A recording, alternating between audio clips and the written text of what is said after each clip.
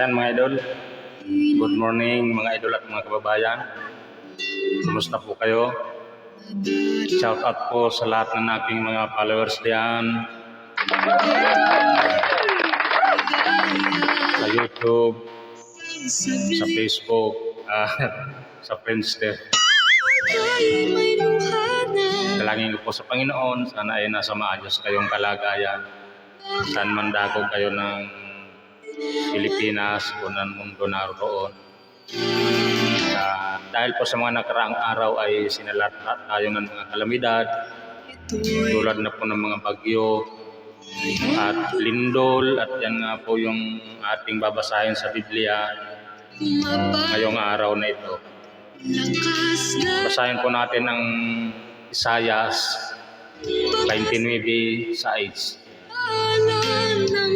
Siya'y dadalawin ng Panginoon ng mga hukbo sa pamamagitan ng kulog at ng lindol at ng malaking kaingay ng ipo-ipo at bagyo at ng liyab ng mamumugnaw na apoy.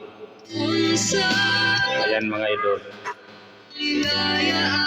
Maski wag na lang igak ng dalawin ng Panginoon kung sa pamamagitan ng lindol pala. Kunan bagyo pala. Wala po tayong magagawa diyan kasi kailangan po talagang maganap ang mga nakasulat sa Biblia. Doon po sa Lucas 21:11 ay ganito naman pa nakasulat. At magkakaroon ng malalakas na lindol at sa iba't ibang dako ay magkakagutom at magkakasalot at magkakaroon ng mga bagay na kakilakilabot at ng mga dakilang tanda mula sa langit. Kaya nangyayari po talaga yan, sabi ng Panginoong Hesus, Juan 14:29, at ngayon ay sinabi ko sa inyo bago mangyari, upang kung ito'y mangyari ay magsisampalataya kayo.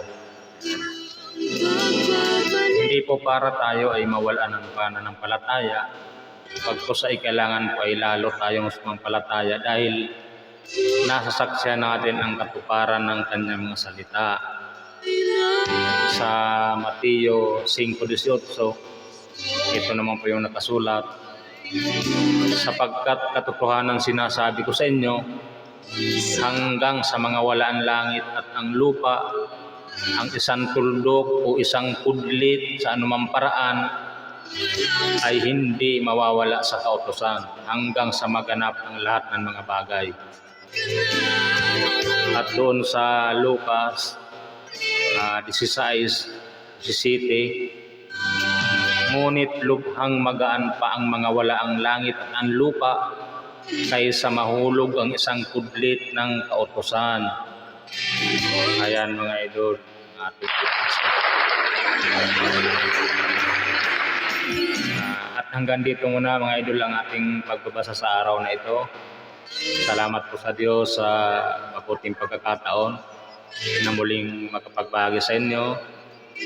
Shoutout ulit kay bago nating followers dyan, kay Donald Trillis. Ayan.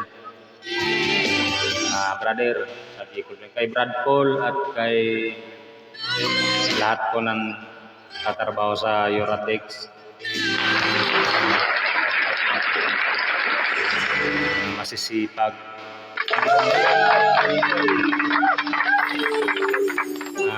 Mananatiling sa Diyos ang lahat ng karangalan at pinakamataas na pagpupuri magpakailanman.